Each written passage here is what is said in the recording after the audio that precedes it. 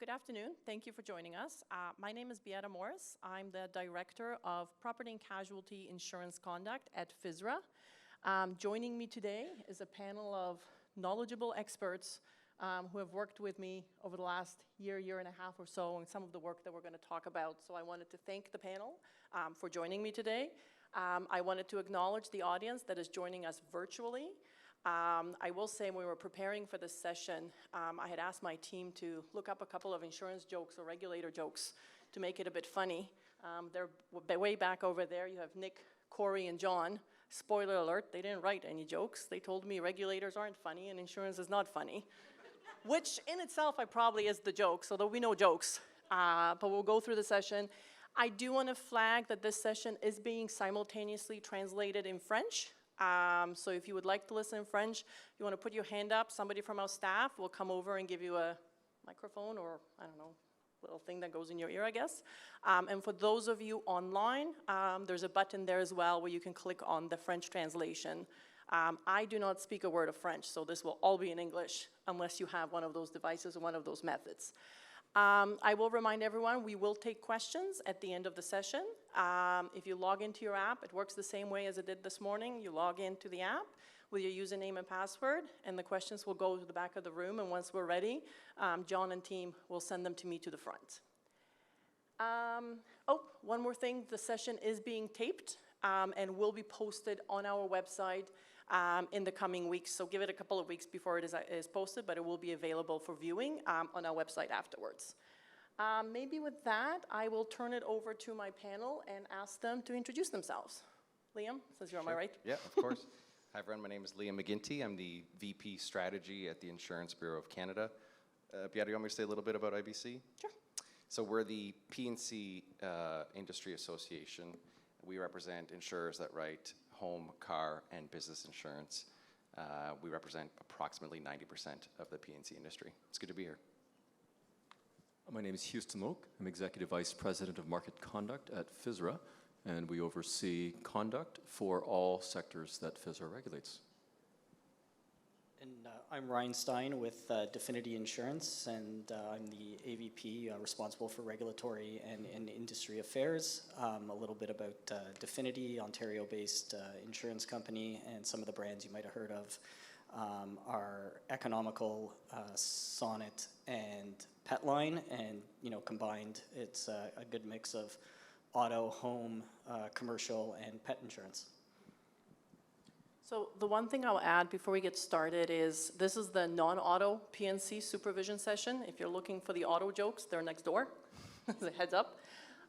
So my panel members have also agreed to put some trust in me, and in the interest of getting to know them, I'm going to ask them some rapid fire questions. They may regret this later because they did not get these questions ahead of time. So I have no particular order as to who I'm going to ask what, so I'm just going to kind of look at you and hope you find the answer, and we'll see where we end up with. Liam, what's your favorite food? Ooh, I could go on, I don't know. Right now, it is Thai food. No, I'm going to change my answer. Dan Dan Mian noodles, which is a Chinese dish, which I've come to know recently. I love it. New find, I like that. Houston, what was your favorite subject in school? Oh, that one's easy. I love math. Oh. So math, and almost everything can be condensed into a math problem, so I love that. I think most folks on this stage know I'm mathematically challenged, so I'll send my kid over to you for tutoring. Ryan, what's your favorite movie genre? I like... You can tell I did not share the questions with them. I like... yeah, I guess, I don't know, it depends on my mood. I think after this I'll see a good comedy, but in general it'll be a drama. Yeah. Drama? Okay. Liam, what is your favorite thing to do in the summertime? I don't know. This is not the tricky part of the seminar. It's not in the briefing note. It's not in the briefing note. I love going to cottages. I love exploring Ontario. Okay. Houston, and I think I know this one. What is your hidden talent? I'm not sure if it's hidden talent. I do like athletic endeavors. So last year I did an Ironman and just ran a marathon in February. So the lessons out of that is sometimes pain is good and sometimes pain is necessary. and I don't give up too easily. Ryan, on a scale of 1 to 10, how good of a driver are you? Oh, wait, I do have an auto question. Never mind. According to a telematics app that I had once, probably between a 7 and a 10. A 7 and an 8, sorry, out of 10. Yeah. So did you say you had the app and then you got rid of it? Well, there was a switch involved. I think I understand why. Okay, what is your favorite rainy day activity, Liam?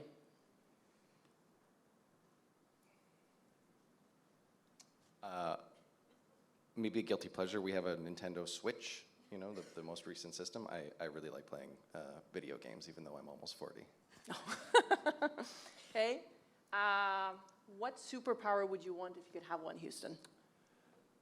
Probably flying, and that might affect insurance rates, but being in the air flying. All right, and then I have one last question for all three of you. Name one of the 7 dwarfs. Dopey. Dopey? I think he's describing the rest of them. Sneezy. Sneezy. Sleepy. Yeah, they're sleepy. I was going to say lousy, but sleepy. Well, let's hope the questions get easier for the rest of the session. I think I might have scared the panelists here. Okay, Houston, the first one is for you. Why is FSRA looking into non-auto P&C insurance sector now? You know, insurance is a promise. Someone makes better decisions because that person has the coverage that they need. And when there's a problem, then there is an ability to pay for the cost. So traditionally, the regulator has usually focused on auto because auto is just such a big piece of the market. But when we look at the experience of clients and what clients need, what they need is for other critical aspects of their life, such as homeowners policies, to be there when they need them. And for the most part, they are. But we've started to look into areas such as claims handling and complaint handling because we think that's part of the insurance promise. And the preliminary results that we've seen indicate that there are certainly lots of instances where things are handled well, where things are handled capably. The customer benefits from the promise being kept. And there are other cases where I think we can all learn from some of the experiences. Sometimes it's just the case that someone is not happy with the decision from the insurer. Sometimes it's something to do with supply chain. Sometimes it's something to do with an adjuster. Sometimes it's got something to do with a customer not understanding what was included or not included. But those are all important takeaways for us to have, as well as for industry and for customers. And so we want to actually address each of those contributors to make sure that that promise is available and is kept. And where that's not the case, then the regulator, can be part of shining some light onto that. Okay. I'm going to move on to, and I'm going to try and not use acronyms like this morning. I don't know how well that's going to go. But I'm going to talk about the fair treatment of consumers, which sets out the regulatory expectations for conduct of insurance businesses, insurance companies when treating consumers. And I was going to say FTC, Fair Treatment of Consumers Guidance, is a key tool that FSRA and regulators use when it comes to assessing market conduct and compliance. That is, you would have seen that in the work that we've done on our home insurance review. You will see that in the supervision plan that we've recently published with respect to the overview of outsourcing of insurer functions to P&C MGAs. That tends to be the core of our work and what we focus on. So I'm going to turn over, I guess I'll start with Ryan. FTC has been around since quite a while. Insurers have been slowly implementing it. How is the industry implementing FTC guidance since its release? And what initiatives can insurers take to promote fair treatment of consumers in their organizations?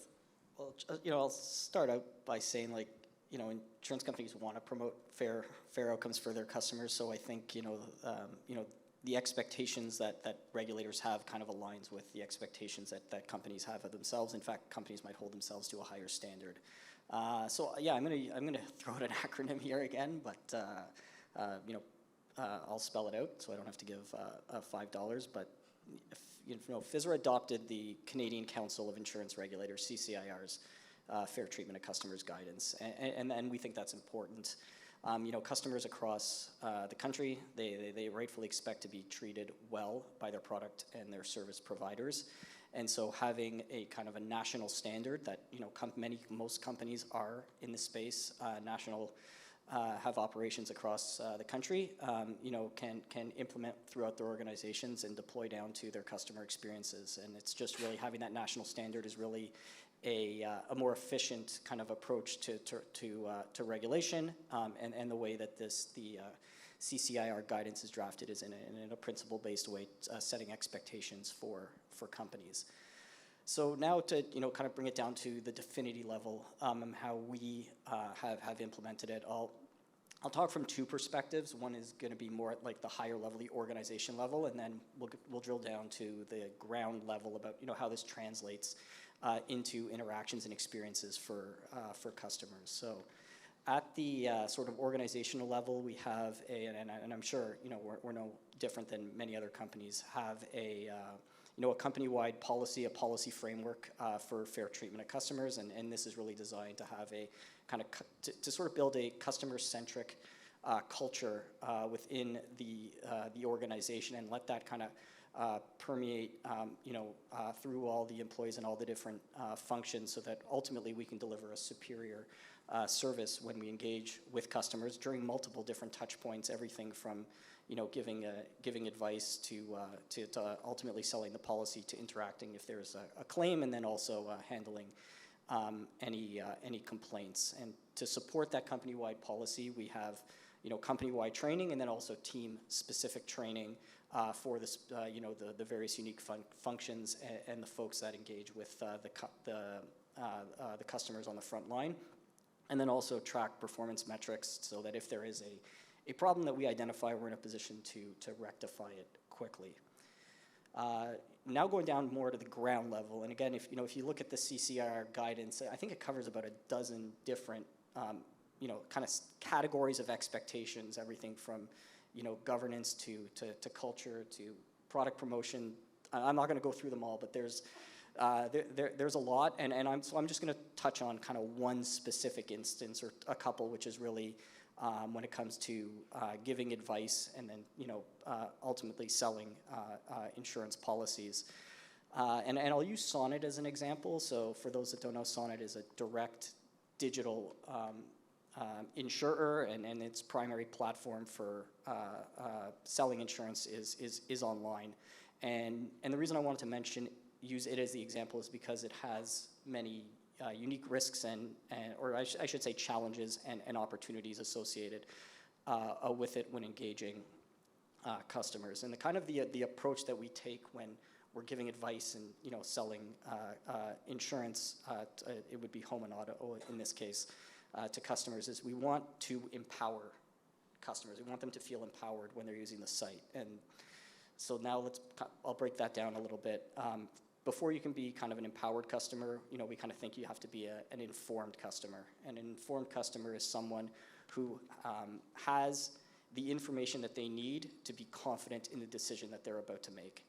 And then an empowered customer is a customer who's informed, but then is also able to act on that decision. So to inform customers, through the site, we'll use plain language text that was talked about earlier today, the importance of that, and then we'll also use accompanying illustrations so that the customer will know what options are, what are the various options that are available to them, and sort of the various implications of each one. And then they'll also have access to other information, whether it's FAQs or blog posts and stuff like that, to just make sure that they're more informed.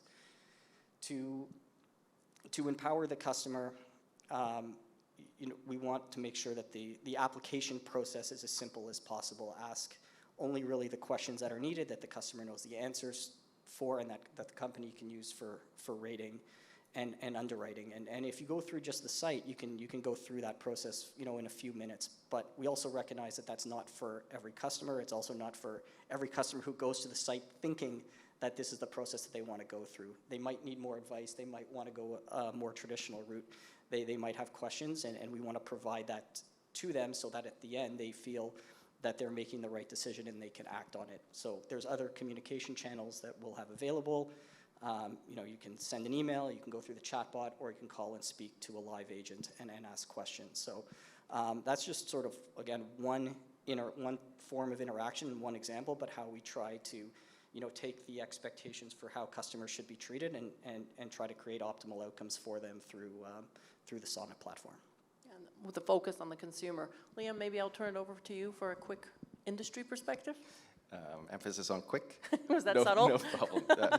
Just, Ryan gave a really good on-the-ground perspective. Maybe from a 10,000-foot view, I think the ways that insurers are implementing FTC, I'm sorry, I'm going to use acronyms in Let's my... all in agree my- to use FTC and CCIR. We're all good?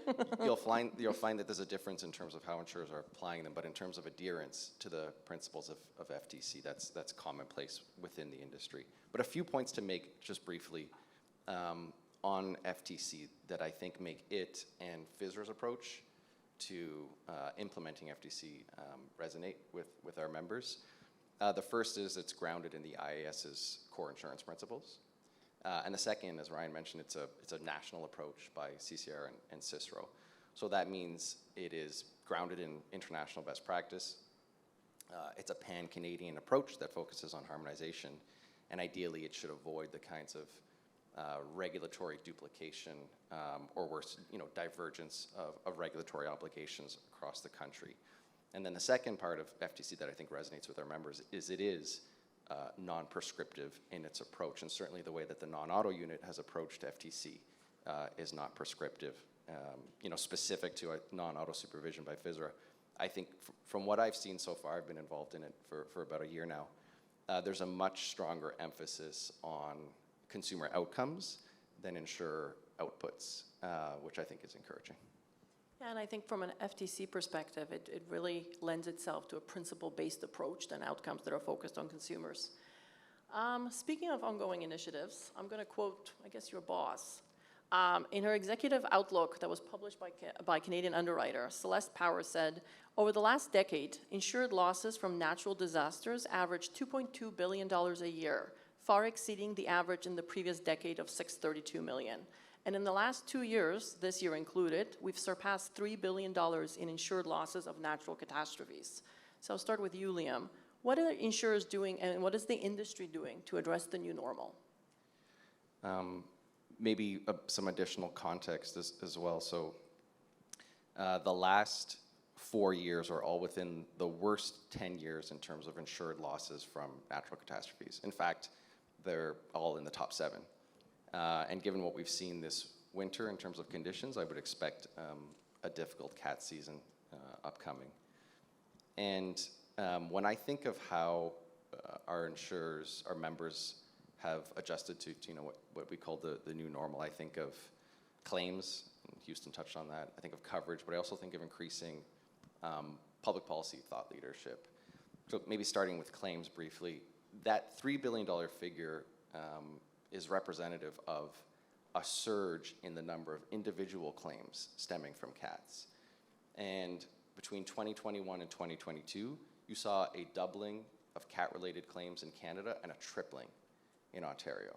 In 2023, that number has somewhat subsided from 2022, but it's still in Ontario nearly double the number of claims from 2021. You've got that surge in claims matched with, and you've heard us say this many, many times, with a number of external factors, including supply chain shortages, skilled trade shortages, and our own challenges with talent. And you've got a perfect storm of sorts that creates pressure and tests insurer claims capacity. And I think that's why you've seen such a renewed focus by insurers on claims processes and building claims capacity. And maybe just to cite a few examples of what we've heard our insurer members are doing to adjust. One, increasing the level of communication between themselves and the claimant, so the claimant is better aware of where they're at in every stage of the claims process. Two, significant recruitment and retention efforts for relevant staff, whether that's in-house adjusting capacity or claim staff. And then 3, the creation of specialized field teams to help manage complex losses, especially those resulting from natural catastrophes. And I think we'll see how this plays out on claims, and we can have a discussion about it. But I am encouraged by the fact that the most recent numbers produced by the General Insurance Ombuds Service point to a decline in the number of claims-related inquiries made in the most recent year. I think that's encouraging. Maybe just briefly on coverage, we're still conducting internal research on how the personal property product has evolved over the last couple of decades. I think the biggest development, of course, is the emergence of overland flood protection.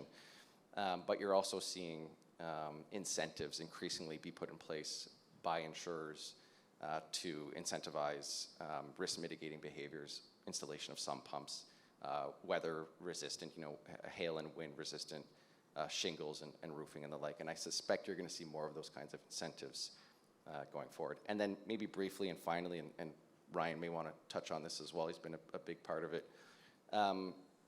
I think the industry has really put its money where its mouth is in terms of thought leadership on public policy development specific to adaptation and resilience. I can't think of another industry that has funded or supported more third parties that are either primarily or solely dedicated to advancing public policy recommendations focused on resilience. There's the ICLR, Intact Center for Climate Adaptation, Climate Proof Canada. Then, of course, there's IBC and the number of other P&C associations and broker associations for which resilience is a primary focus. So I think in that sense, the industry has been pushing for what we call a whole of society approach that recognizes our role in adapting to this new normal, but also the role of policymakers in adapting to the new normal. Maybe Ryan, I'll hand it over to you for the Definity perspective.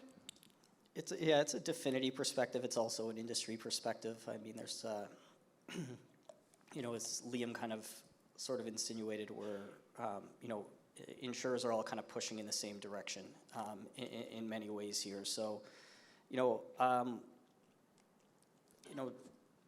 we heard that the new normal is, there is no new normal. We heard that this morning. It's constantly changing, and insurers are constantly adapting and trying to put their customers in best positions possible to manage the risks that they're reaching out to insurers to help them manage. And what I like about what insurers are doing here, so much of the talk about insurance is always about price. What's happening with price, and why isn't it cheaper, and it should be lower. And but here, those stats you showed show you mentioned show the scope and then the scale that climate risk is increasing, and more severe natural catastrophes happening more frequently.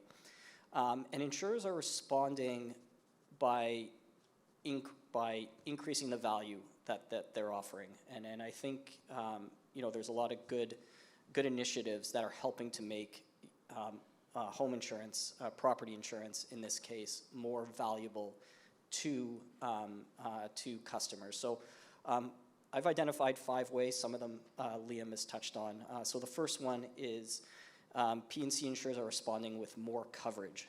So Liam talked about residential flood insurance. 12 years ago, I believe it didn't exist. And at that point, it was, this is uninsurable. It can't exist. And then slowly, one company at a time, now, pretty much 90% of the market, those in the low and the medium risk zones, are able to obtain coverage. And I think it's one of the industry's greatest achievements in recent memory.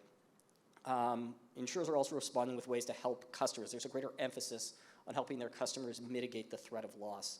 So whether it could be offering discounts for people who install backwater valves or sump pumps on their property, or other resiliency measures to reduce the likelihood of damage from the sewer backing up, or it could be other perils as well. In the case of a Definity, we have one of those types of discounts. We also, for commercial property insurance for businesses that reach certain environmental criteria, they'll be able to purchase higher coverage limits for their property. And then we also have what we call a green endorsement, and different companies have different forms of this, where after a loss, the insurance company will cover higher than more than the limits to install eco-friendly and resiliency-enhancing solutions within the rebuild process. The third one, and this is the one I think, the one that I'm at least the most proud of, and what I think is such great value, is insurers are responding by helping people rebuild and recover. And many companies have natural catastrophe response teams. We call ours a national catastrophe response team. We have dedicated and highly skilled and experienced adjusters and appraisers located, in our case, on the east and the west coast. And really what their job is when there's a catastrophe that hits somewhere around the country, they drop what they're doing, they go to the location, and then they're on the ground meeting face-to-face with the customer and starting the claims process and helping them rebuild and recover from really what is was discussed earlier, kind of like a life-altering event. We also, another way that we're responding is we need to make sure that the businesses continue to be viable and adapting to these risks. So making sure that, we're managing our concentration and risk exposure. That's probably more of a boring topic, but it's really important because it's important that we're able to, meet the obligations in the insurance policies and help our customers when there's a claim. And then the last one, just sort of building, Liam, on what you mentioned, is the fifth one, which is engaging policymakers and really pushing forward and being a supportive voice and helping bring positive public policy change, because ultimately it's one company and one industry can't do it on its own. It's got to be a public-private partnership in a lot of ways, and it's great to see the P&C insurance industry leading the way there. Okay, so FSRA, I think most of you know, completed or started a review of home insurance claims last year. So Houston, I'm going to throw it over to you. Why was home insurance an area of focus? What did FSRA find? And can you share a little bit of a sneak peek of what our publication will say? Sure. Well, this goes back to earlier comments that I made about this is the promise, right? When there is a claim, when there is a complaint, that's part of the deal from a consumer perspective. I want to build on what my colleagues up here have talked about in terms of frequency, as well as a preoccupation on the cost side. Those are all very important considerations, because this is not a market or a situation that is just static and doesn't change. In fact, quite the opposite, because of climate change issues, because of density, because of different expectations and costs. I think it's fair to say that many consumers don't know exactly what's going on in terms of their policy and coverage and so on. And what is the best way to glean insight into that? Well, we decided that we would do work with insurers to determine what the complaint handling processes and the claims handling processes yielded. And we know that from time to time, there are issues in terms of getting adjusters on site, because that's part of what happens when there's a nat cat event. We know that there are situations where customers aren't happy at the end, and that's where the complaint handling piece comes in. What's more challenging is to figure out, okay, what can be done to help with this? And so we think the additional transparency that we will be able to provide when we publish a report will help in terms of identifying contributing factors. We think it is important to state that the timeliness with which a claim is handled and the ability to have feedback and information to a customer, those are important factors. That is part of fair treatment. And we also think that there's a role also for us, and there's some things that we can take away as well. Things like adjuster capacity when the system is stressed. At FSRA, we have come up with a few mechanisms that will assist in adjuster capacity, and we're working with our partners across the country and learning more about how they do the same. So that is one area.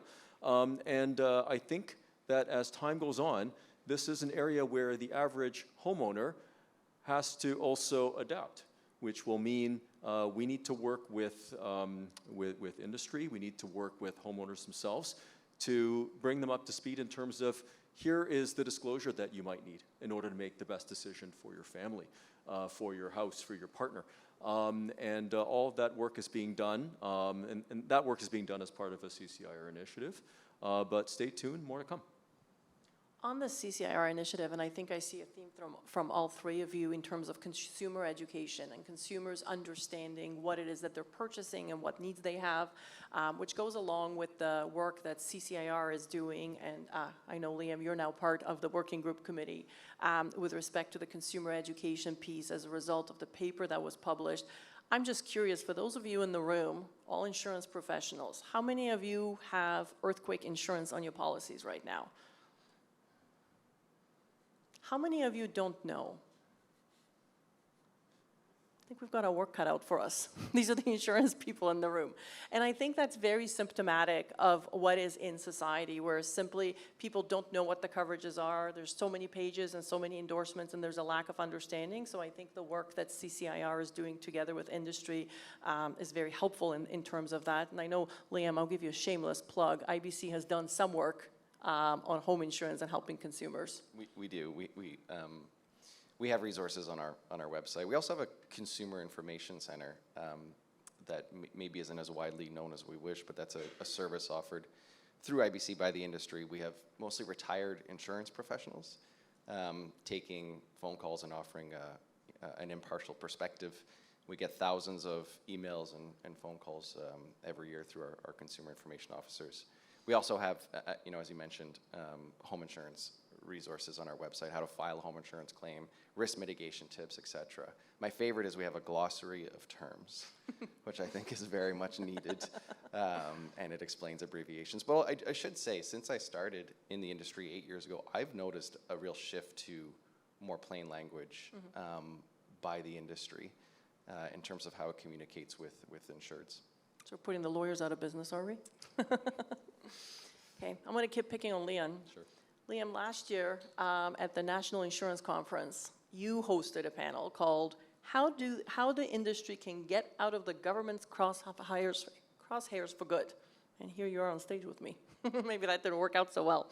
Some of the advice from the panel was to give regulators data early and address potential concerns before they are in the headlines. And I think I've had you on speed dial, so I think I get that from both of you on stage and many others in the room.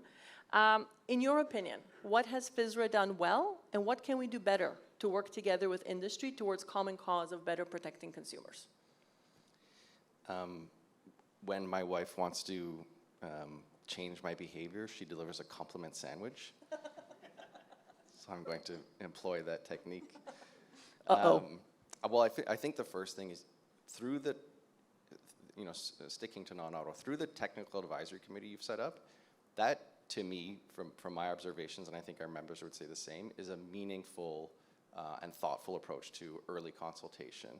There are lots of examples I can point to from the home insurance review that you did, where you took insurer feedback into account, worked with us in terms of the scope of the questionnaire in particular, and demonstrated some flexibility in recognition of some of the concerns that I think insurers had raised. So I think your approach to engagement is helpful, and in some cases, it could be a model for other regulators.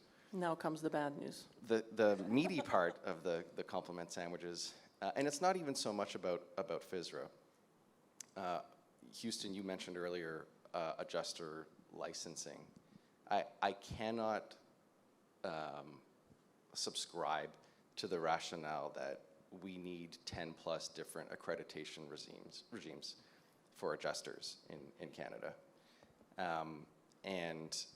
If we're focused on consumer outcomes in the event of a CAT, we need to eliminate artificial barriers that exist between provinces.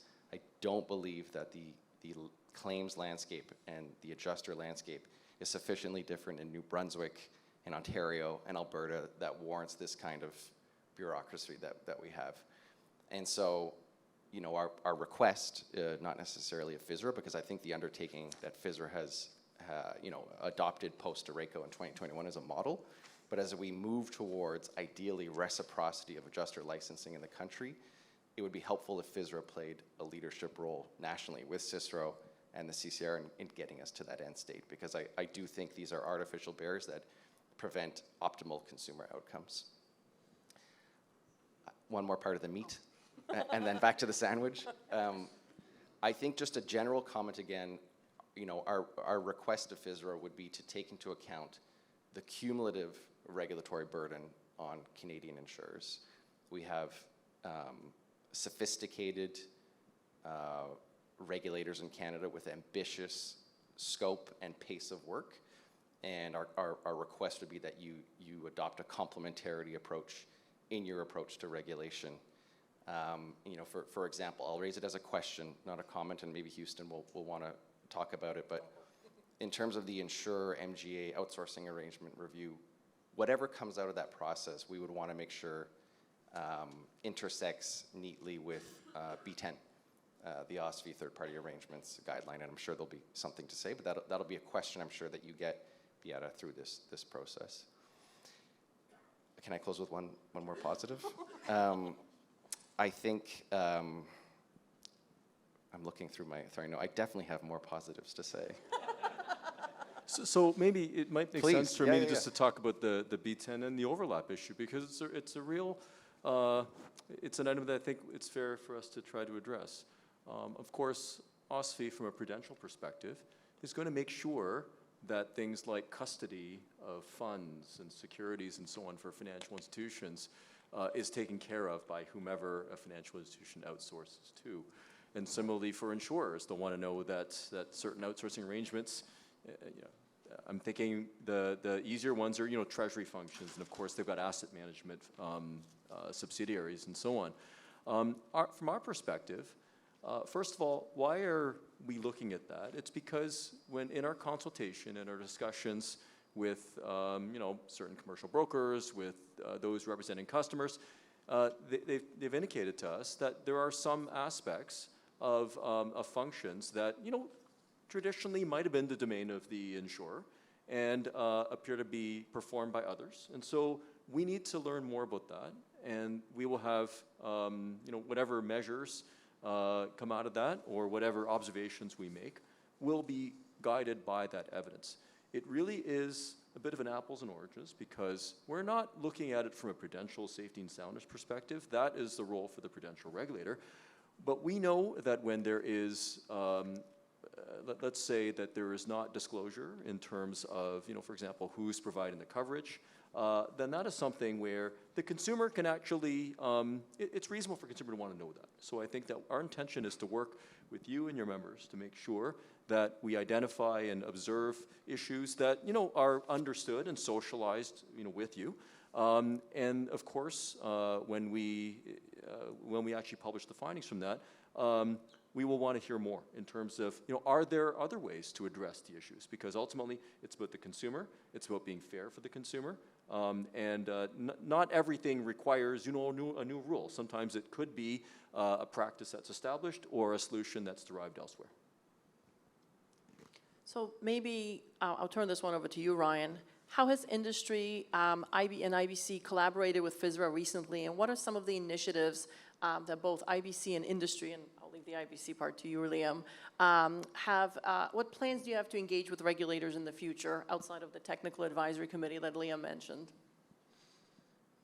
Yeah, so I'll sort of just mention, and this picks up a little bit on what Liam said, that, you know, FSRA's approach to transparency and stakeholder dialogue is quite unique. You know, everything from the webinars to launch regulatory initiatives, willingness to have bilateral meetings with stakeholders, and then obviously the stakeholder and technical advisory committees. These are all great forums for collaboration and you know, discussing issues and hopefully arriving at the optimal solution. You know, it's hard to separate, you know, when I go deeper into this one, the auto from the non-auto, because at the end, we're P&C insurance companies. There's people here that are, you know, here because they want to learn about what's happening in the non-auto space, but they're pretty much all employed by companies who also work in the auto space. So it's hard to separate, you know, the overall assessment and then of the interaction with FSRA, and then, you know, what are going to be the next you know, engagements. I would say that you know, we see generally a move to, you know, a greater focus on principles-based regulation, and you know, we see it kind of upon ourselves. We want to be at all the tables that we can, because, you know, you're opening your doors. You want to hear from us, and you meet with us early. Like sometimes it's not like, you know, we're about to launch this in a week. Let's talk. here's a draft survey, we're not sure if, it makes sense to be able to share the information in this format. Let's talk about what this survey is gonna look like. So we want to be at all the tables to sort of come to a common understanding about what the issue is, and then be in a position to work with you on the eventual solution. I'll bring up an auto example of where kind of we see a lot of really great work happening, and that's in the space of the reform strategy for auto rate and underwriting regulation, where FSRA has been working on this for a couple of years. It has a goal by the end of 2025 to have replaced the traditionally rules-based approach with a more principles-based one. And there's still a lot to be written in this story. There's probably a few more consultations to go, but there's a lot of great momentum. And I think if FSRA and the industry has to be there too. Be ready to engage and collaborate. Sort of the momentum we're seeing in that auto space, I could see translating over into the non-auto space. Liam, anything to add? Maybe just briefly, because you had mentioned the CCR and CISRO project looking at climate risk and consumer awareness gaps, and there's a fairly significant project being undertaken. I'm looking at Colin Simpson, who's got a large part in it, and I think that will be a priority for IBC over the coming year plus. And one of the initial observations that I've made since joining the project, since we're focused on individual property risks of the homeowner, is the importance of ensuring publicly accessible risk mapping. There was a commitment to that from the federal government, as well as a commitment to a national flood insurance program in the 2023 budget. And so while it's not specific to FSRA, over the coming weeks and months in the lead up to the federal budget, I suspect you'll hear much from IBC as we try to secure funding for a national flood insurance program, and then continue to work collaboratively with the federal government on designing the parameters of that program. Thank you. Okay, I'm going to move subjects and completely move topics to something I suspect some of you might be interested in, and kind of the review and the supervision plan that we recently published with respect to P&C MGAs. So I'm going to go with another quote because I seem to like these today. Greg Williams, the director at AM Best, recently said, with an estimated 80 plus MGAs in Canada, there are now the fastest growing segment of Canadian insurance market. From a commercial lines perspective, estimates are anywhere between $3.5 to $4 billion in premium flowing through MGAs, which accounts for approximately 10% of gross written premium. So for those of you that have read our report, we have done some preliminary market intelligence work. We have done some discussions with industry stakeholders, spoken to many of you in the room. At a peripheral level and a high level, we've identified some potential areas of consumer harm as a result of those outsourcing relationships. A potential for non-disclosure of conflict of interest in terms of ownership and who owns who the MGA is owned by. We had some concerns with respect to non-disclosure of the insurer underwriting the risk. That is predominantly in subscription policies where the front-end consumer may not actually know who the insurer on that policy is. Some potential delays in poor claims management and a lack of understanding from consumers as to who do they complain to and who do they deal with respect to a claims if it comes up.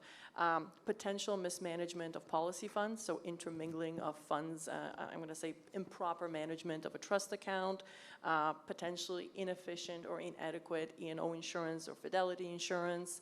And another one that we heard is insufficient or late notice of cancellation on a policy or non-renewal on a policy. So with respect to those preliminary findings, we're continuing our work, and I know, Liam, you've mentioned that we're proceeding with our survey, that we actually have the consultation meetings booked for this week, where our technical advisory committee has been asked to provide us feedback on that survey as we iron out kind of the details and the information we'll be seeking. We've also asked the technical advisory committee to bring any members from their organizations to provide us that feedback. As Liam had said, the more the merrier, and the more information we can have from stakeholders and generally from folks that understand that market is beneficial for us to look at it from a consumer perspective. So Houston, I'm going to ask you, why is this work a priority for FSRA, and what are our next steps?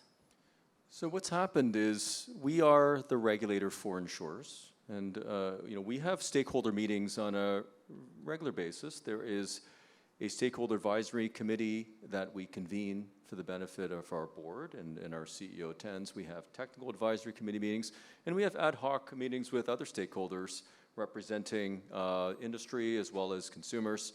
And at these meetings, we use the input to develop our priorities. We use the input to identify what are potential issues.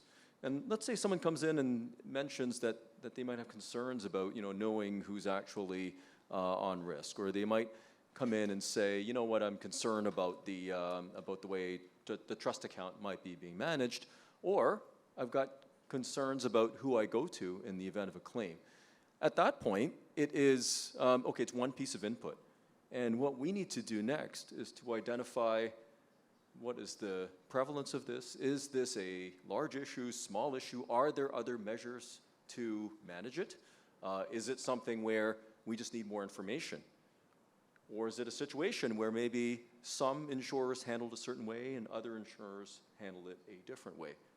So the best way to gather that is to actually ask insurers. So as the regulator, from a conduct perspective for insurers, we published our supervision plan recently, and we intend to gather that evidence and then subsequently do the analysis to determine how do we prioritize the observations coming out of that. I'll bet you in some cases we're going to come and look at this and say, you know what, this is quite idiosyncratic. And in some other cases we may say, you know what, this is an area, for example, when it comes to claims management, there's been public litigation, from a customer saying, listen, I didn't know who I was dealing with. I was dealing with this entity, and then it was this entity, and then just they filed public litigation. Well, that's a situation where, as a regulator, we observe that, and we say to ourselves, if this is just going to happen, very rarely, then that's one situation. If it's a risk to consumers, then is it something where additional measures need to be contemplated? And so as we gather that information, that's the next step. And then we will synthesize, some views. We'll share our observations. And I think it's safe to say that it's obviously very early days. We just published the supervision plan. But of course, we would, continue to engage with you and insurers and those who are in the industry to make sure that we're prioritizing and identifying the correct matters. So kind of along those lines, I know we've mentioned we're consulting with our technical advisory committee, but I'll ask Ryan and Liam specifically, what can FSRA do to ensure that we're clearly understanding this market and focusing on the right things? What advice would you give us when we undertake this process? Okay, I'll start off. I think it's to look at the whole picture, and there were opening remarks about that today, and Houston's talked a little bit about it too. So I mean, who are MGAs? What's their role in the market? Well, it's pretty important. There's often people or companies that can't get insurance for just the nature of their risk. From standard insurers, and MGAs are there to fill that gap. That's important for those customers. They're mainly on the business side. There are business operations that have unique specialty type risks, and they need coverage, and to provide that coverage, you need an entity that has certain really narrow expertise in underwriting that business, and MGAs provide that service. MGAs come in various forms and sizes. They're no different than any other entity or intermediary that you would see in the P&C insurance space. Some of them are pretty big corporations. They've been around a long time. They have sophisticated governance frameworks that guide their operations. There are others that are newer and smaller, and they're not in a position to invest as much there. From the insurer perspective, sort of like we've talked about when it comes to other intermediaries, insurers, we know we're responsible for the customer experience throughout the product life cycle, and it's our responsibility to work with whether it's an MGA or whether it's another intermediary or whoever, to make sure that the the outcome at the end for the customer is optimal and in line with the regulator's expectations. At Definity Insurance, no different at many other companies. Like when we engage with MGAs, MGA is not a huge part of our operations, but we do work with them. We have a due diligence process before, we're going to partner with them, and, we conduct, audits to make sure that, the contractual obligations are achieved. So, I think we, from the regulatory perspective, kind of, well, let's, FSRA will collect the information and see what the, the nature of any issues, but, there's multiple, you got multiple parties at the table. Everyone's MGAs are serving a very important purpose. Everyone wants the customer outcome to be a good one. So if there are gaps, then, then those will need to be filled in the regulatory space, like they're usually supposed to be filled, which is efficient, proportionate and risk-based regulation that all entities can abide by and sort of move on. Liam? Only a few things to add. I think the first thing I'll say is we have members that use MGAs, we have members that don't use MGAs. We know, broadly speaking, their prevalence in the commercial market in Canada is increasing. Anecdotally, I've heard that their presence in comparable jurisdictions is even more significant. I think maybe just said otherwise, but Ryan had said it well. The insurers that I've spoken to, they understand that they're responsible for their customers regardless of where the claim is underwritten or where the claim is handled and the product is underwritten.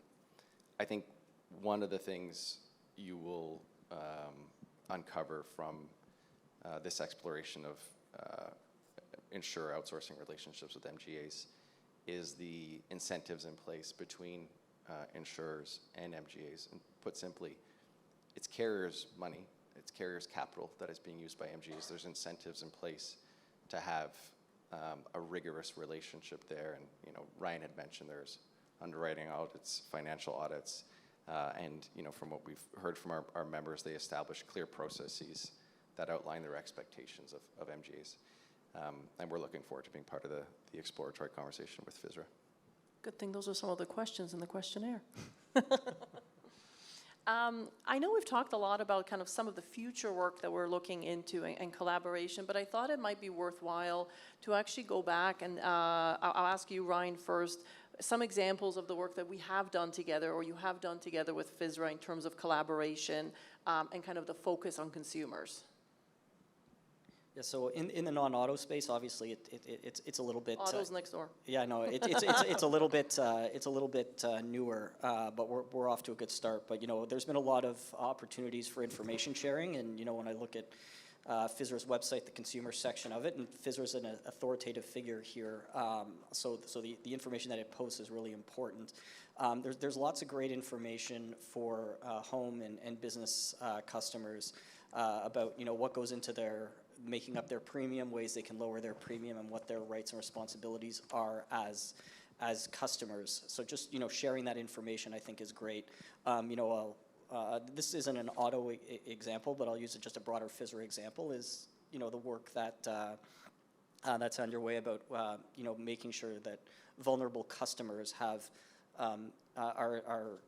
good experiences throughout the financial services sector. This isn't just P&C Insurance, it's all FSRA, regulated entities. And it's just a great example of, FSRA identified an issue and is really pulling, all stakeholders together really early, like not trying to, figure out the answers on its own, but to really collaborate with customers in this case, and then also with the regulated entities to talk about it, learn what companies, internal processes are to accommodate customers who might need a little bit more help in their journey, whether it's to purchase insurance or to go through the claims process.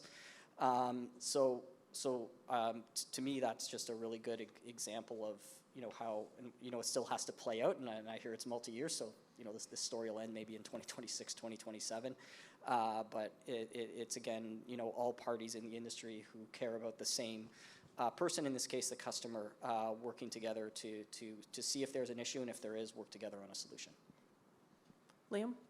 Just briefly on the auto side of things, it just came to mind through Ryan's comments, but FSRA's reaction post-pandemic in terms of providing insurers with the tools they needed to offer relief, whether through deferral or reductions to consumers, I think was welcome. And I don't know if it's appreciated how much the P&C industry did, not just on auto, but on all lines of insurance during the pandemic. I think the total figure was $3.6 billion in relief. I don't know if there's another sector, certainly not in the financial services, that did as much as P&C did, but FSRA was a part of that. Same with the recent auto theft crisis. There's surcharging happening in Ontario and elsewhere. And FSRA has been, by all accounts, very understanding of the importance of addressing the surge we've seen in thefts in the GTA in particular, and the price signals that are being sent. I think maybe just briefly on non-auto, sorry, we did great work together during the peak of the hard commercial market, which was exacerbated by the pandemic, on business supports. And the core of that, Ryan will remember, because if he doesn't mind me saying this, he was an IBC staffer at the time. But we launched through IBC, but the members drove this, was the Business Insurance Action Team, which is essentially a facility for SMEs in the hospitality sector in Ontario. It wrote dozens of policies, was meant to be a short-term and interim measure that helped businesses who were hardest hit by the pandemic get by. And the latest figures I've seen actually show that 95% of the businesses that went through the BAT, as we called it, are still in operation today and have found coverage in the regular market. We also offered free risk management services to businesses across Canada. Hundreds of businesses took us up on that. And FSRA, I wasn't as close to at the time, but I know was with us every step of the way, asking the right questions, encouraging the right kinds of responses, and fostering sort of three-way dialogue, government, regulator, industry. So I think we can share mutual credit for that initiative. If I could just jump in, I mean, right now it's March of 24, right? Anyone remember what you were doing 4 years ago, March of 2020? I think especially towards the back half of March of 2020, everyone was sort of, if you were out of town, you were rushing back home. Offices were figuring out how to work remotely. And you know what we were doing? FSRA was having calls with industry daily. There was a standing daily call because we were talking about three things: relief, access, and claims handling. The relief piece, thankfully, is the pandemic aspect and the health aspect that appears to have subsided. The other two parts, access and claims handling, those persist in different verticals, in different areas, but it just does speak to the level of communication that I think is necessary from time to time, and that everyone was very willing to be part of during the depths of the pandemic. So just wanted to share that because, I miss those daily calls. What I found incredible about that period of time is something would come across our desk and there would be a concern, and I would call, whether it was IBC or Colin or one of the insurers with a question, and 99% of the time it was, yes, we know about it, we've already solved the solution, or we're working on a solution, or here's what we're going to do, or here's how we can help, or here's a link to a solution. It was an incredible time where industry genuinely came together. And I think that's what started really that relationship of collaboration and that ongoing dialogue and that communication. And I think it's built that we hope to build on that relationship as we go forward, because I think it started with that trust and transparency that we can continue forward with. I'm going to land on the last question with Houston. One of our key deliverables in our annual business plan is the building and the drafting of a non-auto P&C supervision framework. Can you give us some insights into what that framework will involve? I'll caveat this with, we will consult on the framework, the TAC will hear about it, we're open to any feedback, but just some, I would say, high-level preliminary ideas of what we're looking.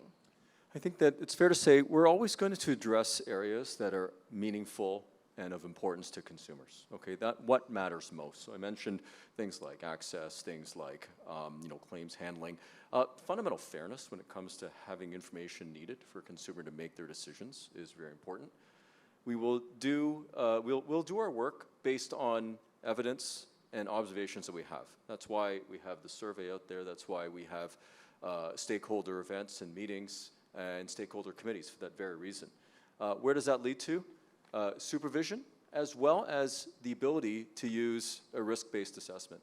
Without to build on some of the comments from this morning's plenary session, we need data sometimes in order to actively increase the intensity of supervision for certain aspects or certain areas of a business, and in some cases, dial down the supervisory intensity for other aspects or other businesses. But to do that, we need to use tools such as surveys and data.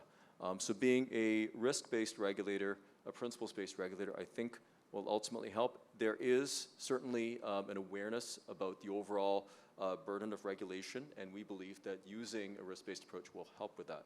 And the last thing I'd add is transparency. We're transparent with what our plans are, with what our supervisory plans are.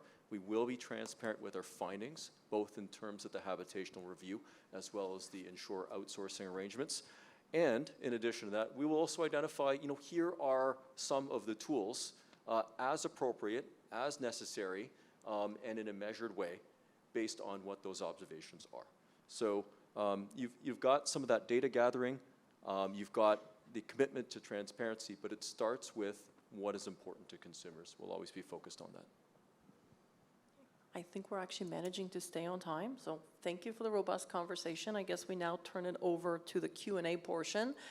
Just a reminder, the team in the back is accepting any questions through the app. If we don't get to some of the questions, that will be posted on our website after the fact, and then I think you can start sending them through.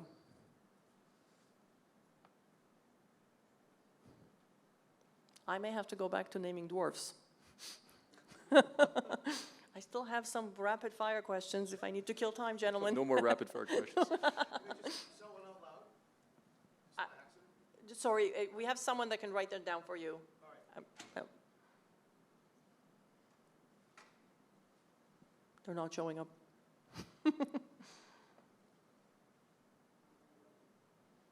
Oh, here we go. Okay.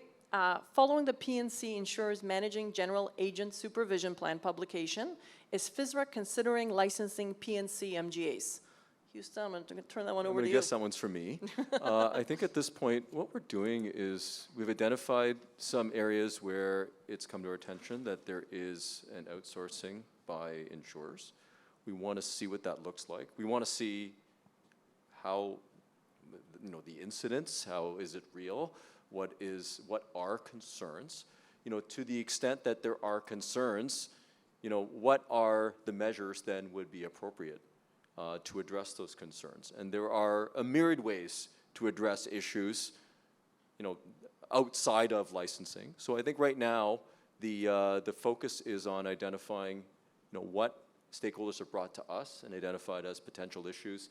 Things that Beata mentioned, who's handling the claim, who am I doing business with, disclosure, being able to be certain that things like, trust accounts are handled appropriately, things like that. And I think that the measures that we take will depend on, what we find and also in additional consultation. So I think that, this is not something we're looking at right now. Right now we're looking at just saying, what is the landscape out there? What's going on, and based on what we find, then we'll take appropriate measures. Next one.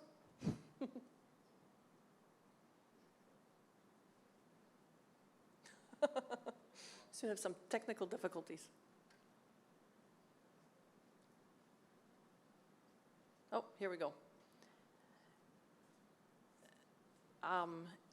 In regulatory guidance, insurance companies are clearly accountable for their distribution channel complying with legal and regulatory requirements. How does FSRA expect that this will be operationalized in a practical manner in the market? Have insurance companies pushed back on this accountability, and where do you see it evolving? Kind of along the same lines as the previous question. I'll send it to Houston. I think that this is an important matter, right? I think that this is where data and evidence and the results for a survey will really help, because it is important. If there is going to be fairness, if it is going to be operationalized, people expect and it's only fair that it actually applies to everyone. It's a level playing field. It can't just be, okay, just here, but over here something else really bad is happening. So that is the power of being transparent. That is the power of actually gathering data from the insurers. I think it would be a combination of what the solution, I think, will lie based on the incidents, and then, who is best situated to deal with that? So, for example, we've had situations in the past where we pick up the phone and we say to insurers, this is the issue. We'd like to work with you on this. Is there clarity we can put on this topic? And in some cases, FSRA then has subsequently published guidance to clarify that this is the interpretation. And we think that in many cases, that's actually led to the change that's required. In other cases, it's a little more complicated, but in still other cases, sometimes it's consumer education. Sometimes it's just making sure that people understand the landscape. So I'm sure we'll be around afterwards for follow-up as well, but I think that what we want is a level playing field, a fair playing field, and where we identify something that needs to be corrected, we absolutely will work with industry and with consumers to make sure that it's executed fairly. Okay. The next one is up. Given FSRA delegation of broker regulation to REBO, a self-regulatory organization, how do they intend to work with REBO to agree on and work towards common priorities, approaches, and goals when it comes to the P&C industry? So REBO, as you all know, is the regulator of insurance brokers. They're represented here. We work with them on a regular basis. I think that there are issues that are, of course, broker issues, and we always take those to REBO, and as the regulator for that area. Where there are insurer issues, FSRA is the regulator from a conduct perspective of insurers, and we will take concerns we have related to insurers, whether they be insurer conduct, insurer outsourcing, whatever the case may be. We'll take those very seriously. Where there are areas for intercept, when you may be dealing with a common situation that is experienced by both brokers as well as insurers, then of course we'll collaborate. So a good example of that was the Take All Comers review. We worked very closely with REBO because there are, brokers were helpful sources of information, and they were also letting us know about some of their concerns. And of course, there were insurers on the other side. So I'd like to be an optimist about this. I think this is something that needs to happen, and it can happen, and we should definitely work together. And I'll just add to that, I think one of the things we've learned over the last couple of years is the important role that brokers play in the lives of consumers, and the informations that brokers hold.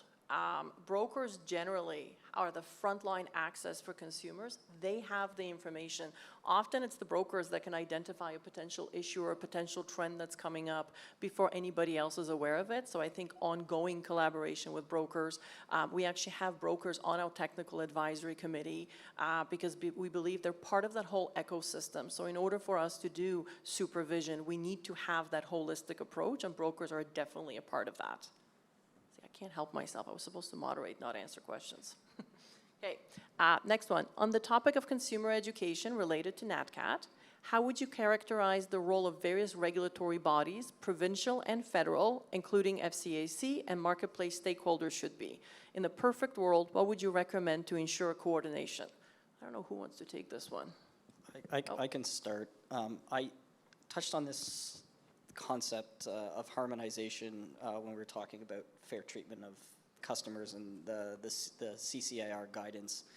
When I think of consumer education related to NatCat, I think of this is a market conduct issue that largely resides with the provincial insurance regulators. So I like the idea of using the Canadian Council of Insurance Regulators to be the group that engages with various industry stakeholders to talk about it, because this is also a multi-year project. I don't know what the outcome is going to be, but presumably a harmonized approach, whatever that is, some guidance or whatever it comes out to be, is better than a fragmented approach. And CCIR already has various, stakeholder forums for stakeholders, insurers, brokers to contribute. I see the FCAC is there. I can't really speak specific to the FCAC's role, but if there is a role for that organization, I think that should be coordinated through the CCIR to best determine, versus having one organization kind of go and try to do its own thing, because it doesn't feel part of this other initiative. It'd be best if all parties are working together in a perfect world. Agree with everything Ryan said. I would only add that I know the reference to FCAC may be because there was a recent consultation launched by the FCAC specific to claims, and in keeping with what Ryan said, our view is that sort of accountability lies with provincial market conduct regulators, and I think our position as an industry to the FCAC has been just that. Is that it for questions? Oh, okay. Next one. The insurance industry receives a number of consumer complaints. Do the panel believe we should be more open about celebrating our successes while resolving our challenges? And if so, what should we do, and what should we do differently? Oh, I have a feeling you guys have a lot to say about this. The answer is yes. And I don't know if anyone knows how to do it. That's the tough part. To the discussion we had on natural catastrophes, I mean, there's, I tried to list off, all kind of a lot of good things that insurers and intermediaries are doing and trying to create more value for the customer. But yeah, it just doesn't get out, and the focus continues to be on complaints, on price, but there's really so much there. So if there are any marketers, advertisers in the room, I mean, this is a multi-million dollar initiative to try to solve. Well said, and it's I think a perennial issue that we at IBC talk about and struggle with. But it's funny, the overwhelming majority of claims go smoothly without incident. The overwhelming majority of consumers' interactions with their broker or agent or direct insurer go very smoothly, but we do tend to hear most about the friction points, and if there's more we can do, and I think we have something in store at IBC this year in terms of pointing to the value of the industry, then we should do so. So stay tuned for more from us. We're dealing with something that is essential for most homeowners, right? When it comes to their experience, let's say on the habitational review, I think our publication will also shed some light in terms of what's happening. And to your points, it is the case that in the majority of the circumstances, people get the coverage that they need. And I think what we'll be able to do is track through some of the timeliness issues that may be there, but that will also identify that in many cases, people do get their claim resolved, and they do get what they need. They get the support that they desperately require just at the right time. So I think that this is something we can continue to work on together, and we will be able to share data related to that quite soon. So that brings us to the conclusion of our session. We hope you received some helpful information, and we hope that you took away the message that we look forward to continuing to collaborate with you. Our doors are always open, whether it's through kind of the formal engagement with our technical or stakeholder advisory committees, or through one-on-one interactions, or through me bugging some of you in the audience or on the stage here for information. If you're in the app, there is a feedback session. It's called the feedback session or little loop on our app. We are looking for feedback to improve conferences for the future, and I invite you all to join us to continue the discussion. I believe there will be there's a short reception outside with some refreshments and a cash bar. Thank you.